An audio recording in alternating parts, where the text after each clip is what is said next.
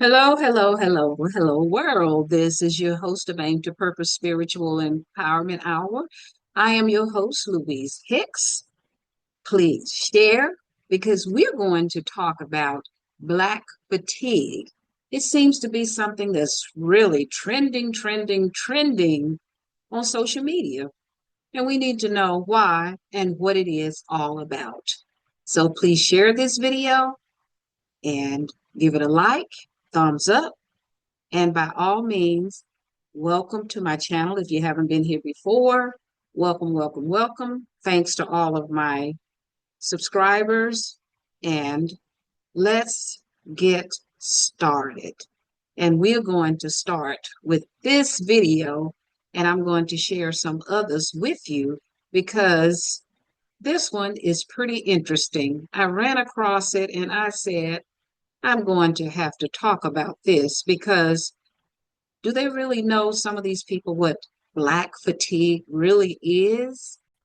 And if you don't know, we're going to talk about it and let's find out what it is. Let's start here. And I'm not going to start at the beginning of this video because this is going to be a two-part episode, part one and part two.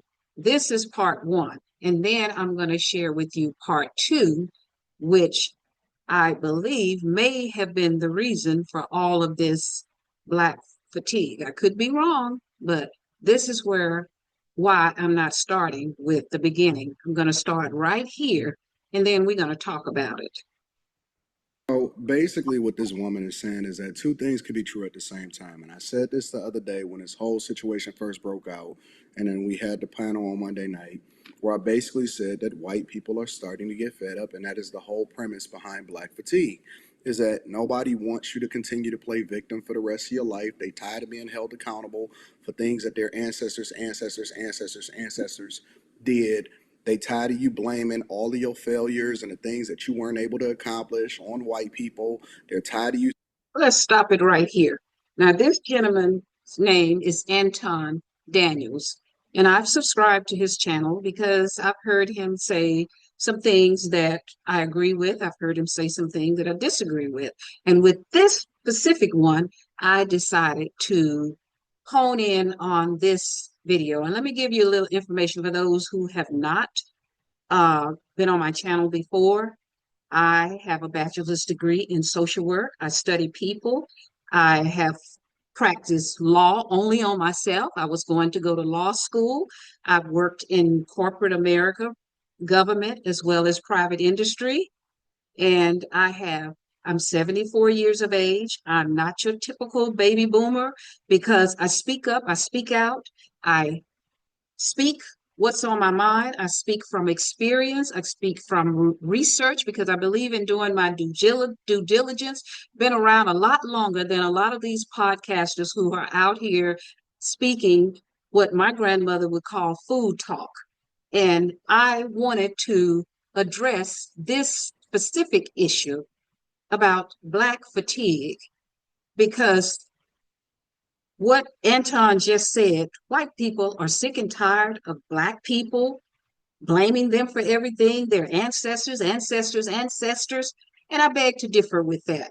Because, first of all, what Black people are complaining about now, it's real. And this woman has taken the opportunity, this white woman who many have called Karen, has taken the opportunity to attempt, and I say attempt because she's taken the opportunity to attempt to flip the script of what the true meaning is of Black fatigue and where it came from. And before I elaborate more on what Anton uh, Daniels is attempting to do, because it appears to me he's praising and he's buying into this, what this white woman is saying. And let me tell you what Black fatigue is. And then I'm going to tell you where the phrase was coined from, which a lot of people don't do their research. They get on the internet. A lot of them are out just to make a bunch of money because a lot of us will sell our mamas and daddies out just to make a buck. And I started my podcast because I am working to elevate, along with other Black contenters who are working on behalf to benefit the Black community. And I started mine as a result because of what I have seen out here. There aren't too many out here that are in my age category, which is a baby boomer, 74. And I know there are some millennials, Gen Xers, and Z's out here, and many of them are just talking to make money. They're not talking, the Black ones I'm talking about, because that's the main reason I started my podcast. I had a previous podcast in California where I came from, and along with my son, who is a Gen Xer, he has his own podcast now, speak about the kinetic hour. He speaks about health, and which is very important, education, other topics. Very smart young man, probably a little bit older than this young man. And more of us baby boomers, I would say, need to start speaking up and speaking out because we have a lot of wisdom, a lot of us. And a lot of us are not buying into some of this nonsense and food talk and some of these Karens who are getting out here because what they want you to do is shut up. They do not want Black people who are coming into an awareness of what is really going on because America is a chaotic mess. It's a hot mess. It's divided. And this divisiveness didn't just start. It started from the beginning. That's where all the divisiveness came from, and it has continued, and it appears to be escalating. But let me, before I get back to what Anton is saying, because he's buying into this, and that's fine, because everybody has a right to give their opinion, but I don't just speak opinion. I speak from experience, wisdom, understanding, because this is not based on what's going on right now. It's not really based wholly and totally on ancestors. It's based on what is going on now. And this is what Karen, who I want to share with you how Black fatigue came about because of something Robin DiAngelo wrote. She wrote a book called White Fragility. And if you haven't read it, I haven't yet, but I will read it. And I haven't read the book by Mary Frances Winters, who wrote the book and coined the phrase. She coined the phrase Black fatigue. And Black fatigue refers to the mental, emotional, and physical exhaustion experienced by Black people as a result of the constant exposure to systemic racism and racist acts. Okay? Racist acts. The ongoing need to prove one's worth and the daily stress of living in a society where racism is prevalent. It encompasses the cumulative effect of microaggressions, negative stereotypes, and the overall burden of navigating a world where one's racial identity is often a source of adversity. That's going on right now. I'm speaking from my own personal experience, and I'm going to elaborate some more. Now, as I mentioned to you, the phrase Black fatigue was coined by Mary Frances Winters. She is an anti-racist and equity consultant, as well as authors of multiple books, not just Black fatigue. She developed the concept in response to Robin DiAngelo's book, White Fragility, to describe the extreme exhaustion and stress experienced by Black people due to ongoing racism and microaggressions.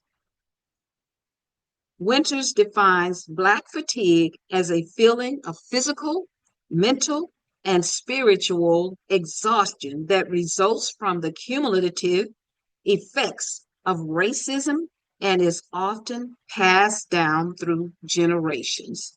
Okay?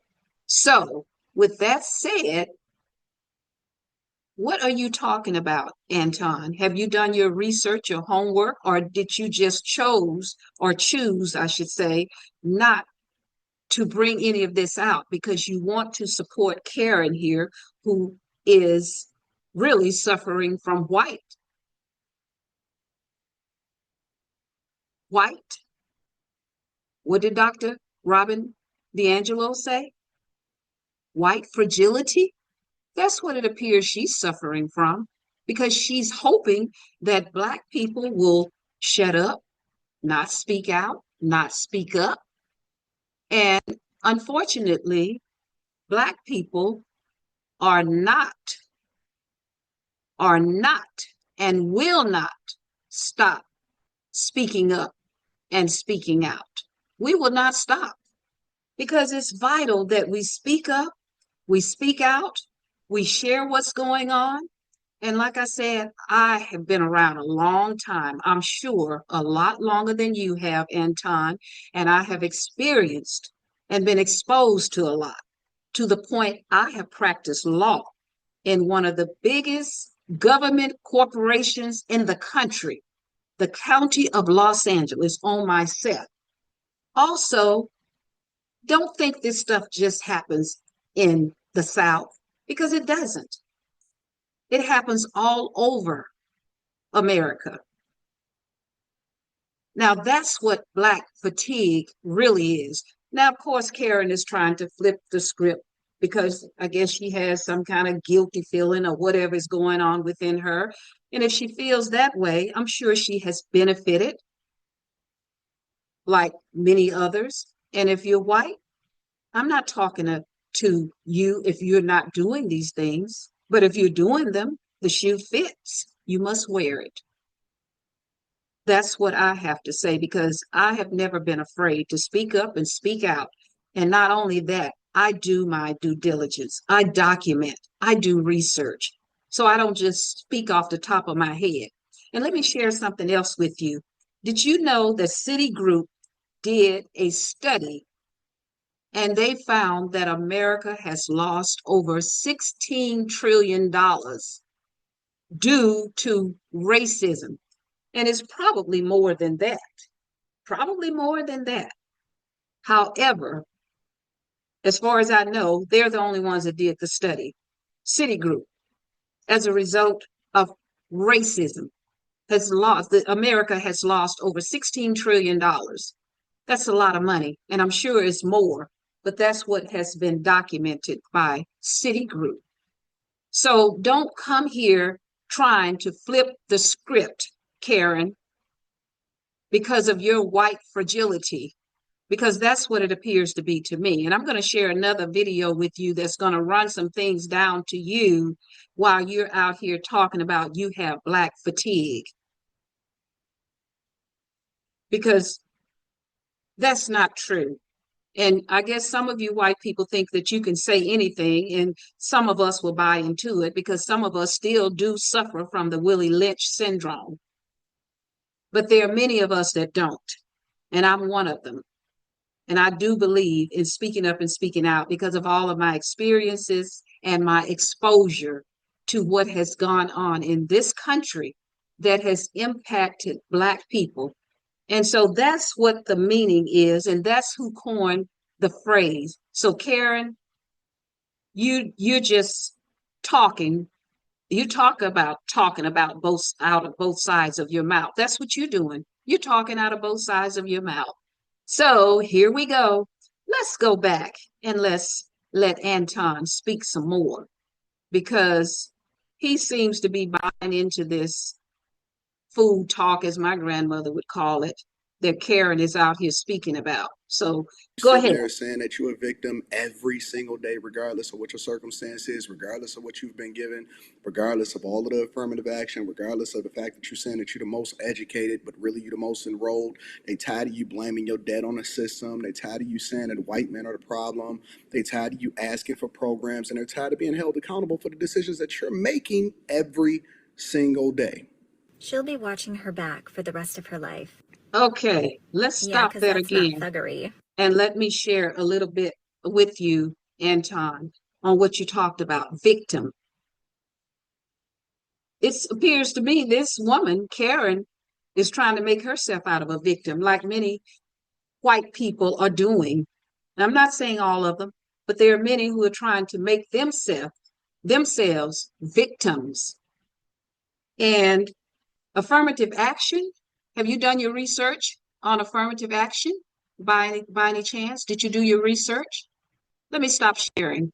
Have you done your research, Anton, on affirmative action as well as DEI, since we're on the subject, you're talking about it? Did you know that affirmative action benefited white women more than anybody else? And did you know that DEI benefited all ethnic groups more than it did Black people? Black people were at the bottom. And did you know that in spite of everything that happened during slavery, that Black people thrived and we're still thriving in spite of all the towns that Black people built? They're underwater now, many of them, because white people destroyed them, those that were full of hate. And I believe in the scripture, for God has not given us the spirit of fear. That's 2 Timothy 1:7, but of love. First of all, power, then love, and of a sound mind. And when you are professing being a Christian and saying that this is a Christian nation, why are all these things still going on? And now, when did you get the idea, aware that Black people are running around here saying we are victims of everything? Because that's a lie. It's a blatant lie. How are we victims when Black people came out of slavery and built thriving cities, became doctors, lawyers, educators, built schools? Are you familiar with any of those people, like Mary McLeod Bethune and some of the others? You beginning to sound to me like Candace Owens and Jesse Lee Peterson and some of the others out here who appear to be money driven. And I know we live in a capitalistic society and there's nothing wrong with getting money, but if you're benefiting and getting money at the expense of putting other people down, that's where I have a problem. Because Black people are thriving, many of us. Of course, there are some problems within the Black community, but there are problems in other ethnic communities as well. And they haven't even gone through what Black people have gone through in this country. Nobody has gone through what Black people have gone through in this country. And it appears these people are obsessed. Why are you so obsessed with our ethnic group? We're not the only ethnic group in America. We've been here longer than anybody, of course, and didn't come here of our own free will. Our ancestors didn't come here of our own free will. Other people did, but we didn't. Our ancestors didn't. However, I'm not claiming to be a victim. I may have been victimized in many instances. However, I don't let that stop me. I don't let anything stop me. And I taught my children that. I have 3 beautiful children, 2 who are entrepreneurs. The other one probably would have been had he not been stricken with cancer at the age of 14. And at 44, I am still I'm being his conservator, although we have a broken, corrupt medical system, including the mental health system. So why not talk about some of these things to elevate our community instead of jumping on the bandwagon of people like Candace Owens, Jesse Lee Peterson, and some of the others out here who are hell bent on putting the Black community down rather than picking it up? Because I was raised in an all Black community, Cooper Road, Shreveport, Louisiana. And I tell you, we had adults that cared about us. They wanted us to excel. We had teachers that cared about us and wanted us to excel. That's one of the reasons that I went on to a higher level of learning and got my bachelor's degree in social work and worked over 32 years in the county of Los Angeles amongst blatant discrimination. Came to Texas and worked amongst, after I retired from the county of Los Angeles, where a job dropped into my lap that I was overqualified for. However, I took the job because I felt I could benefit from taking it by helping to elevate my people more to a higher level of consciousness. And that's what I've been doing. And it's not all about the money. And some of you content creators out here, you're all about the money. You're not doing anything to elevate, because this Karen here is definitely what Robin DiAngelo would call in her book white fragility, because Black people are exhausted.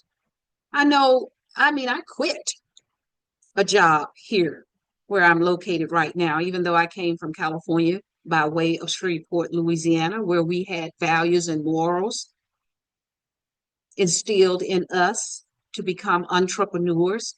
And I have my own business now. And my children, I've instilled in them the same values that I had. So, Anton, I hope you do some more research, because you're supporting someone that wants Black folks to shut up and probably wants us to go back into slavery from how she's addressing herself. And I'm going to let her hear another person who has a perspective on her, but we're going to finish you up first. Okay, let's finish up what you have to say about this. So go ahead and speak, Anton. Rattery, animalistic. This is why people have black fatigue. When you act like this, it's not normal behavior. People do stupid stuff. People say stupid stuff. That's life. It's not normal to threaten to unalive people because you don't like what they're doing. But here we are. People are getting sick and tired of opening up TikTok and seeing brawls on cruise ships, brawls in the airport, like literally the most ghetto behavior. We're tired. We're tired of it. But then whining and complaining and acting like it's not your fault that you act that way. Yeah. And so that comment proved her right. And for whatever reason, y'all think that white people don't have eyes, that people that are not Black don't have eyes, and they can't see how ghetto a lot of this is. And then I have to pay for it because I got to go outside and then account for what you did. I have to let's speak to that. Why do you have to account for what somebody else did? I am 74 years of age. I am not accounting for what somebody else did, what one of my brothers or sisters did. I don't have to account for them. That's their responsibility and accountability to account for their behavior if it's bad behavior. And this woman is acting like only Black people have bad behavior. Lady, Karen, Karen, Karen, I have news for you. You wait until you hear this next video that I'm going to share, and I hope you watch it, and I hope you watch it, Anton, because you appear to be buying into this craziness. That's what I would call it. Food talk, as my grandmother would call it, because this woman is sounding like all Black people are a bunch of hood rats, ghetto bunnies. And look at her. I wonder, has she worked a day in her life? If she did, she probably hated Black people if she worked with any, because of her nonsense that she's talking in the food talk. And you mentioned affirmative. I've talked about the victim mentality, because that's nonsense. Totally nonsense. As if all Black people out here, well, I'm a victim. I'm going to wait on some government crumbs. And you talk about affirmative action. Have you studied affirmative action? Are you familiar with the fact that who benefited from affirmative action that I've spoken about and the DEI? I mean, come on, Anton. I think you're probably in your 40s or so. So do more research before you get out here buying into care and passing on information to some of our younger, more vulnerable young people, because they may pick up on this and they will get stuck. SOS, what I call stuck on stupid, and perishing for lack of knowledge. We should be spreading something positive, not some nonsense food talk where Karen is trying to flip the script. And that's what she's doing, because that's not what Miss Frances, Mary Frances Winters wrote about. And that's not the definition of Black fatigue. Of course, she's trying to hijack the phrase, as we've seen many decades when Black people will invent or do something and it's stolen. I've had stuff stolen from me at my job by white people, and they took it as their own content when I've given various information on how to re-engineer, how to work smarter, not harder. And they have taken it on as their idea. And when I find out, believe me, I correct it, because like I said, I do this. I speak up and speak out. And I speak on behalf of my people to help elevate it.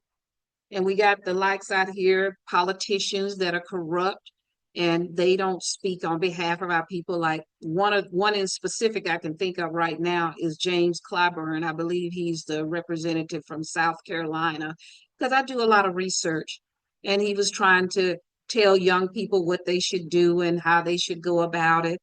And some of these people out here, whether it be, and I don't put anything on the age, because there are some very astute young people out here that I hear their content, and they are on point.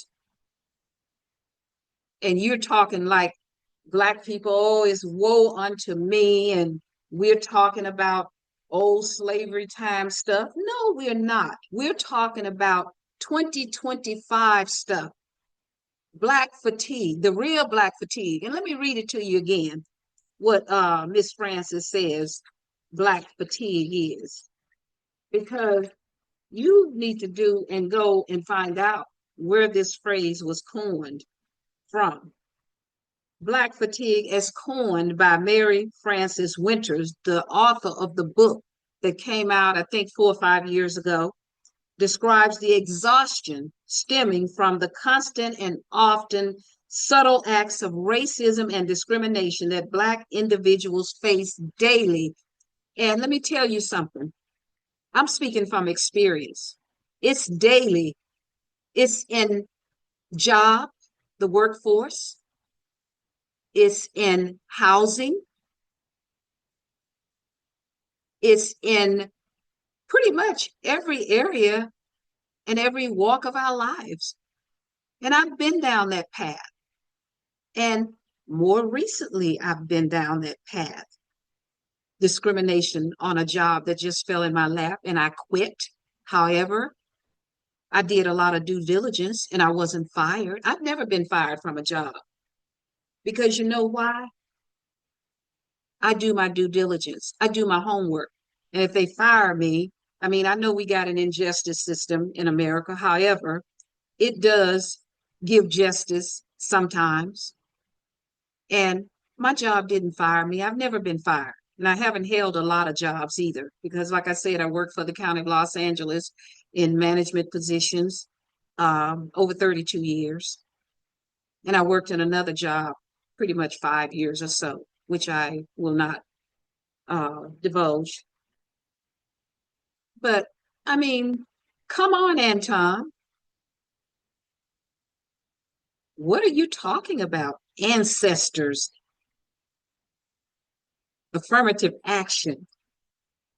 You better go do some more research, because I'm telling you, take it from a 74 years of age Black woman, Louise Hicks, who is the podcast owner here of Aim to Purpose Spiritual Empowerment Hour. and I'm here to help educate.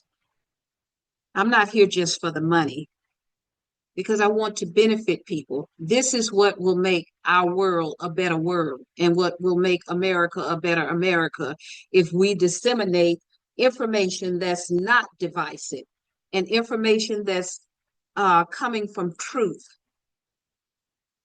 not from lies. And that's what we're seeing here. Lies. This woman is trying to flip the script. She didn't give any credit to where black fatigue came from, that it came from Mary Frances Winters. She coined the phrase from her book, and she didn't get any credit for it. And the woman is doing what she's, is theft, really, what she's doing. And that's not uncommon. Theft is not uncommon.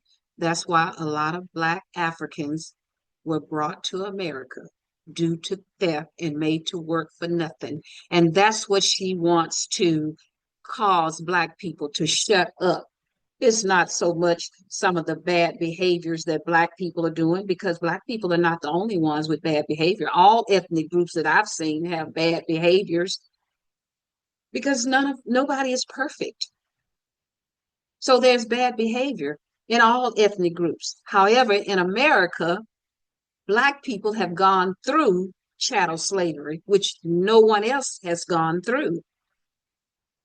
So Karen, please, you need to go and work on your white fragility, okay? Go work on that, because that's what you're suffering from.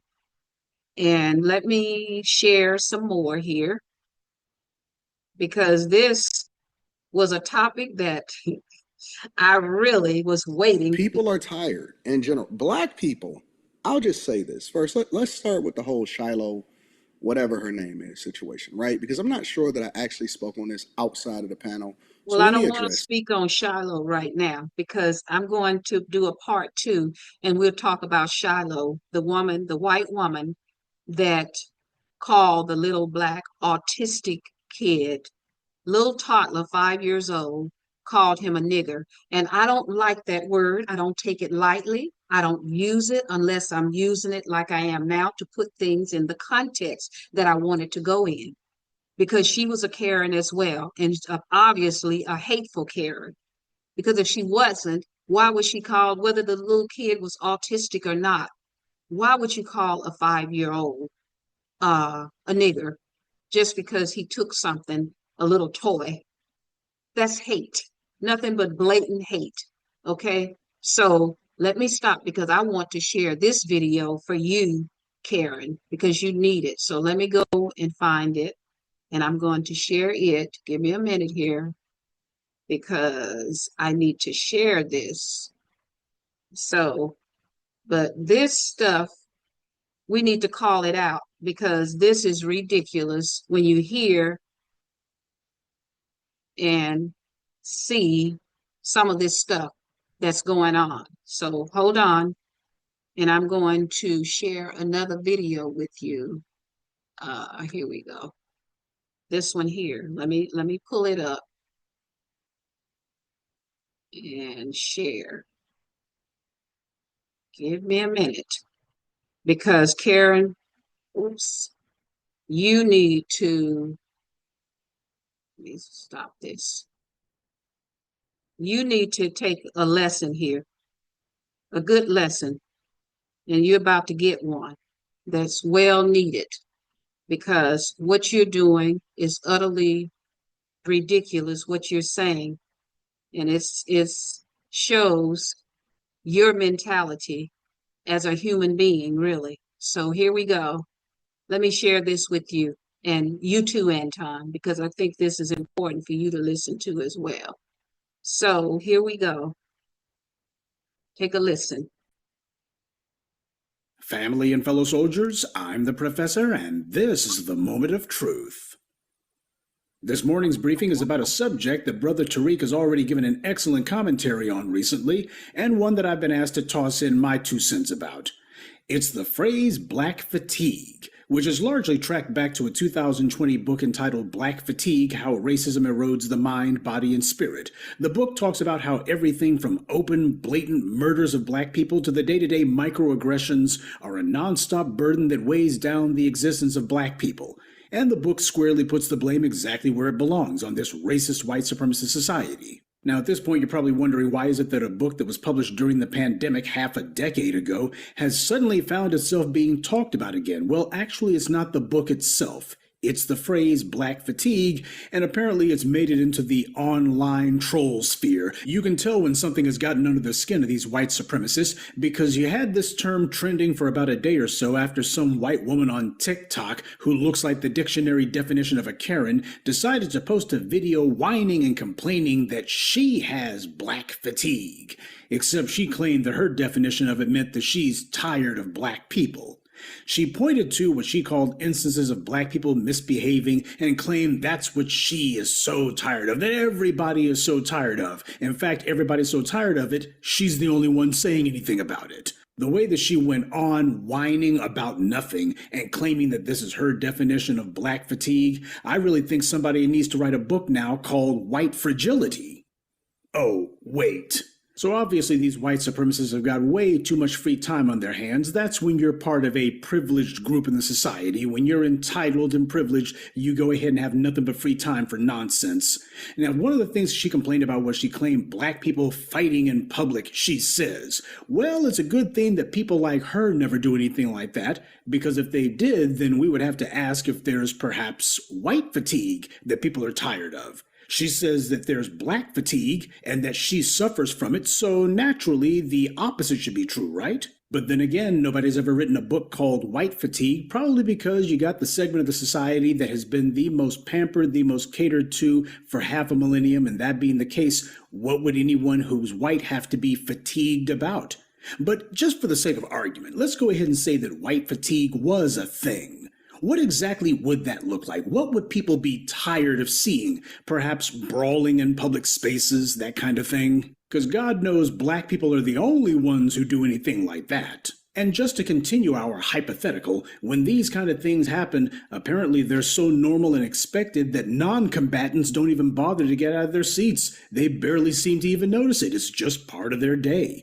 People having their cameras out recording the violence instead of trying to stop it. I, for one, sure am tired of that, but this crackhead Karen isn't. She also alluded to fighting at the supermarkets. Well, if she's so tired of the occasional fight at a Walmart, what would she think about things like these white supremacists who carry out mass murders at supermarkets?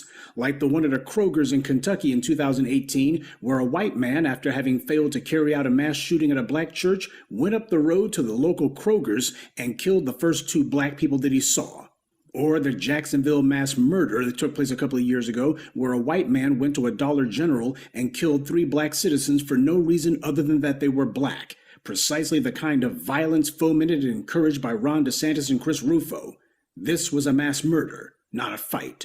Or perhaps this woman is tired of the kind of supermarket violence like the mass murder that took place in Buffalo, where a white man gunned down 10 black shoppers merely for being black. Now, anyone with common sense would say that these incidents are far more serious and deserving of condemnation than the occasional fistfight in a supermarket, but apparently our 2-cent Karen was too tired to notice. I know everyone is tired of the nonstop parade of mass murders in America, except this woman doesn't seem to be. She can whine about a fracas in the frozen food section, but says absolutely nothing about mass murders happening at supermarkets nearly on a daily basis. Gee, I have to wonder why she has such selective outrage.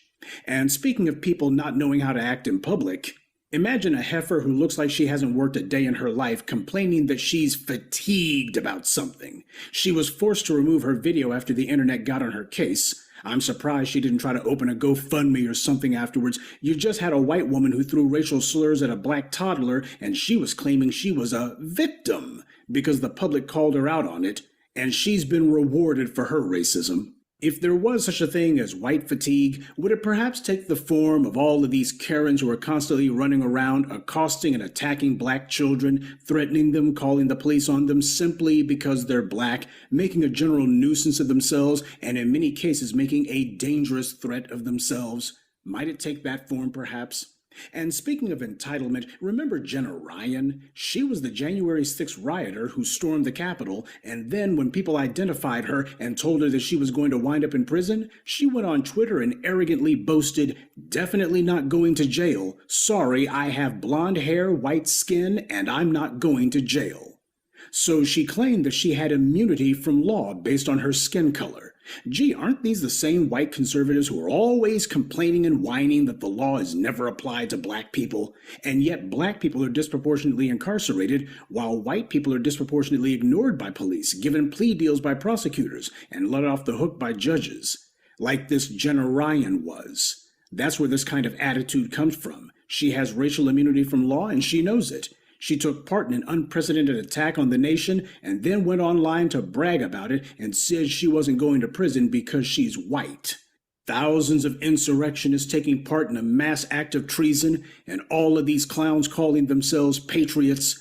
That's certainly something that the country was tired of seeing example after example of, but apparently our discount ditzy broad, she didn't seem to notice. And that's not the only thing she has selective myopia about. The public has been forced to fly the unfriendly skies for the last several years, starting with the COVID mask mandates that led certain people to start acting out, in many cases violently, attacking flight attendants, attacking pilots, knocking out flight attendants' teeth, bloodying people's faces. The flight attendants and the pilots were certainly fatigued by all of this violence they were being subjected to, but it wasn't black passengers who were the ones carrying out all of this mile-high mayhem over face masks. The airports have been full and overflowing with passengers who have been storming the check-in desk, who have been brutalizing members of the airport staff, attacking police, and even members of their own families. Police rushed to the gate after they were told Martin attacked his wife and a United Airlines agent. Yo, pal, don't even come over here.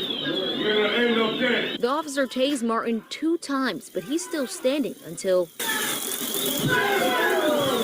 And there have been others who have literally engaged in crappy behavior. Do I have a lawyer now? Do not move. Do I have a lawyer now? Do I have a legal right to a lawyer now? Then do I have a legal lawyer to desire now, or yes or no? No, you're being herself? Yep, she did. No, I didn't. Yeah, you did. No, I didn't. Yep, I can smell it. That's probably your wife, the guy that her before. Oh, and on a side note, I'm sure that more than a few of you have probably noticed a disproportionate number of these entitled professional victims come from the Dallas area. I'm pretty sure that's not an accident.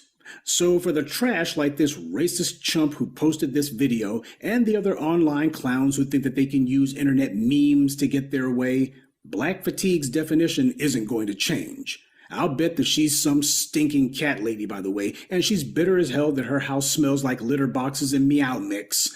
And if she does have a husband, assuming he hasn't divorced her, she's bitter that he's chasing some black woman around, that's what this is about. Or she's angry that some black man she's been lusting after has paid her no never mind. That's usually where these public displays of this kind of grotesque racism come from. It's somebody who's trying to get black people's attention because they failed to get black people's attention. We get the occasional lame attempt by these white supremacists to hijack this or that term, to do their pathetic version of an Uno reverse and try to turn words that we created against us. This is what people like Chris Rufo and his millionaire donors at the Manhattan Institute have dedicated themselves to. This is what they think of as a political strategy. For these people, this is what passes for being clever. But as we've seen countless times, the only thing that's tired are their talking points. So, I mean, woke is sort of the idea that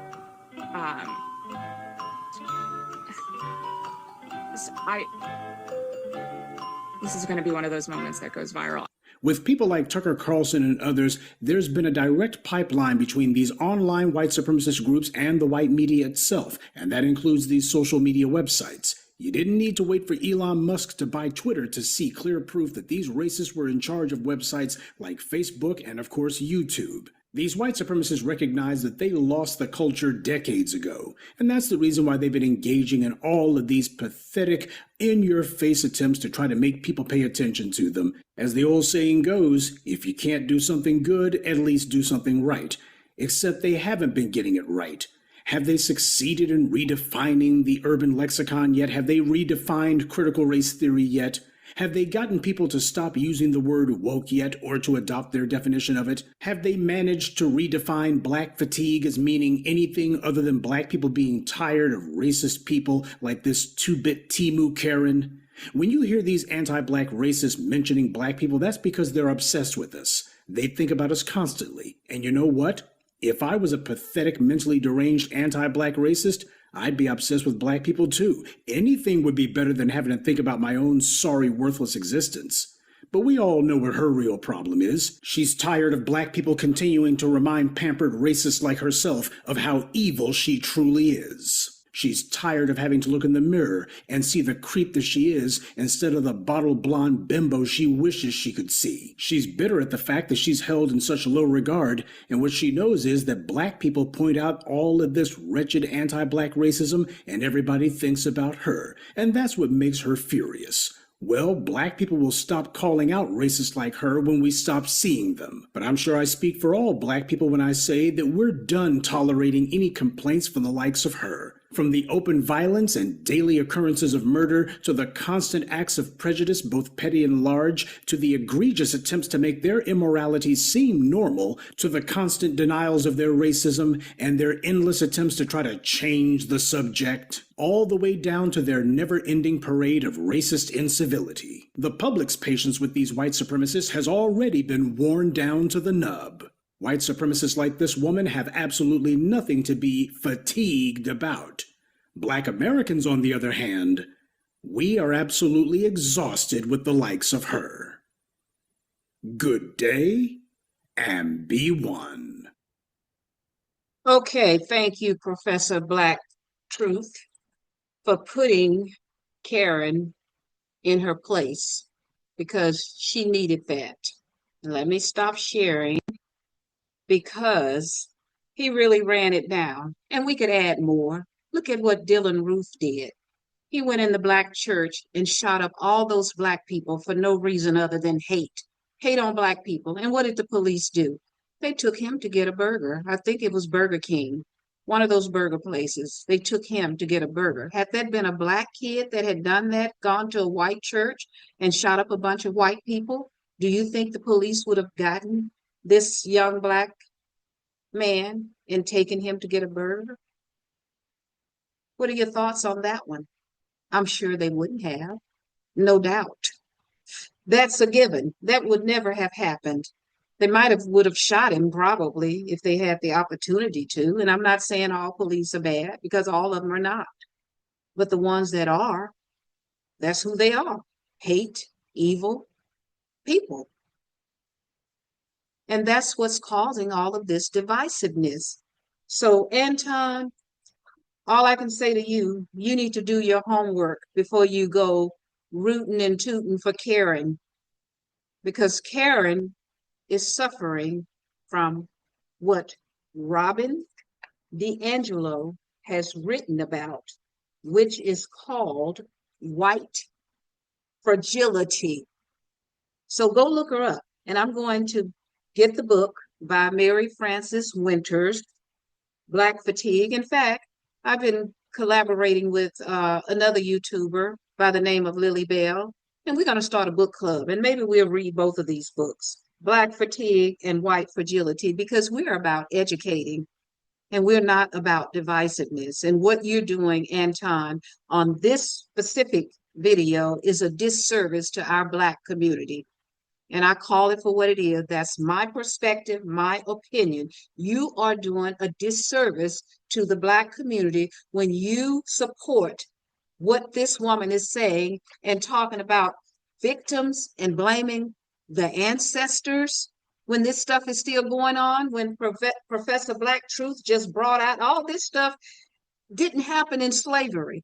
And everything that I brought out, and let me share with you this, Anton, when I was working for the County of Los Angeles, I had passed a written exam that did get me promoted ultimately. However, there was a white man, since you mentioned about white men, there was a white man who didn't pass the test. However, he was getting an interview and I wasn't even aware of it because they were going to try to sneak him in. We're talking 20th century, not 16, 19, 17, 20 or whatever, 1800s. We're talking in the 1900s when I was in the workforce. And I've been in the workforce and had some of the same issues.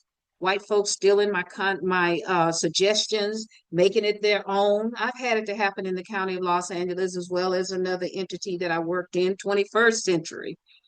So this particular white man got an interview, didn't even pass the test. And fortunately, I found out about it. I went to the administration and I asked and I questioned, why am I not being interviewed? Why was I not aware that you were interviewing for a job that I applied for, passed the test, number one on the decentralized list, and pretty high up on the centralized list. And he's getting an interview and you're doing it sneakily, because that's what they were doing, trying to rob me of a position that I had earned by passing the test. And when I brought it to their attention, of course, I got an interview and of course I got the job. And when I got the job, this particular white man came into my face. I was about 27, 28 years of age at the time. Much more experience, had a degree, a bachelor's degree, very intelligent, knew the job, impeccable work. His work was atrocious. He was supposed to report to me. However, he said, I'm not reporting to that. He probably called me a nigger. And I only use this, like I said, to put it in the proper context, because I don't like the word, because it was coined by white folks to call us ignorant.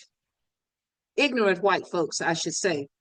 They coined that word. That's why I don't like it. I only use it in the context of like what I used in this particular podcast. However, he shook his finger in my face just like this. Lady, I went out and shot up a bunch of ducks this weekend because I should have gotten that job. I looked at this fool and I said, what makes you think you should have gotten the job over me?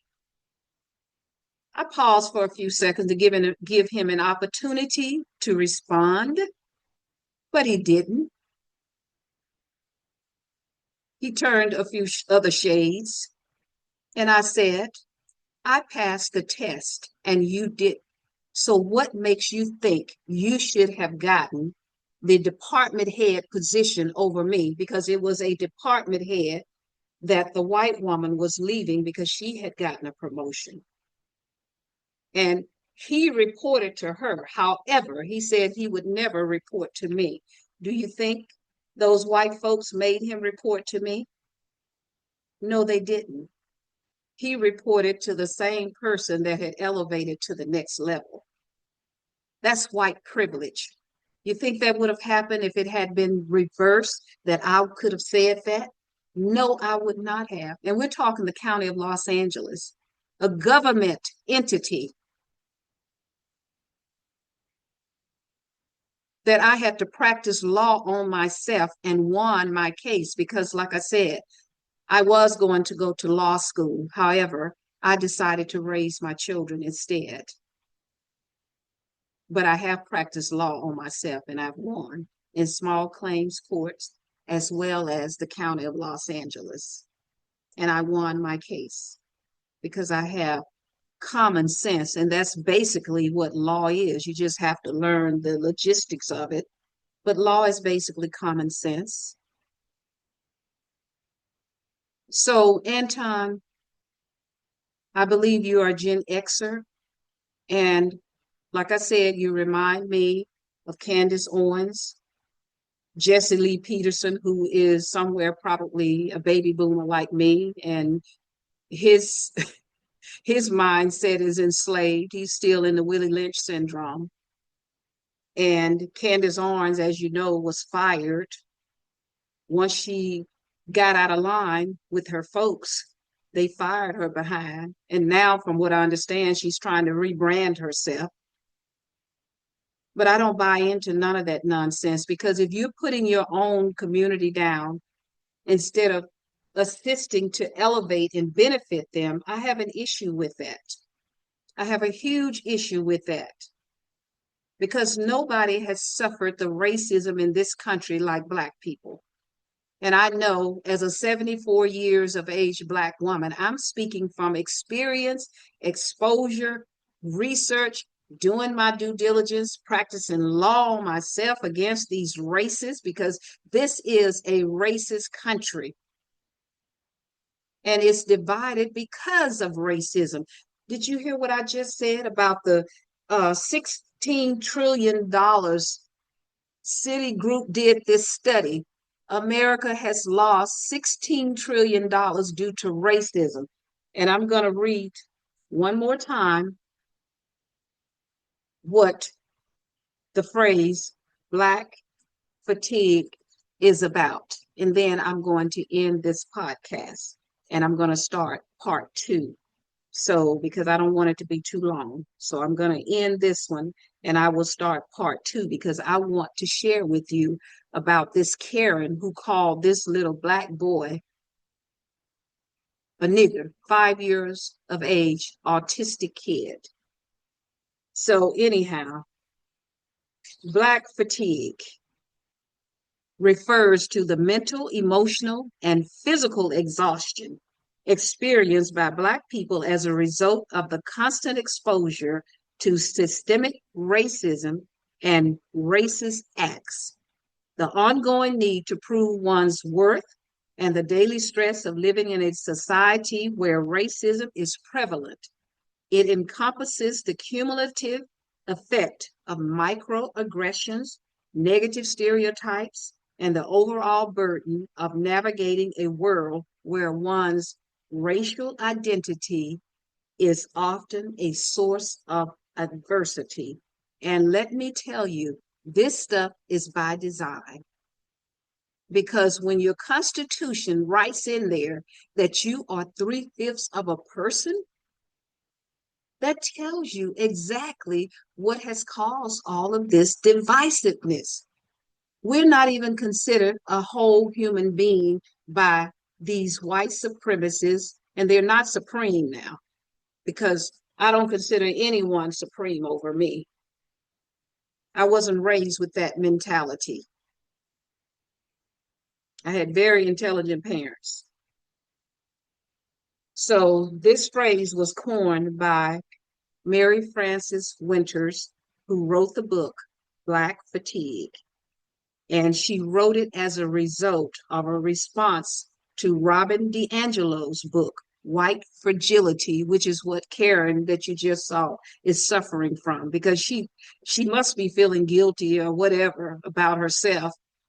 And when she looks in the mirror, maybe she needs to take a second look at herself, because she's looking at Black people as dirt, filth, just filth from her behavior. But I'm glad Professor Black Truth brought the truth to her, that there are bad behaviors in all ethnicities. However, in this country, born and raised here at the age of 74,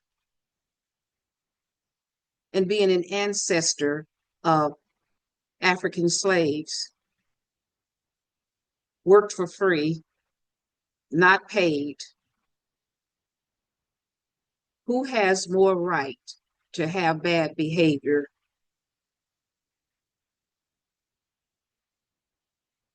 I would like to have Karen to answer that question, as you saw all of your folks on Professor Black Truth's video with all of that atrocious, sad, bad behavior.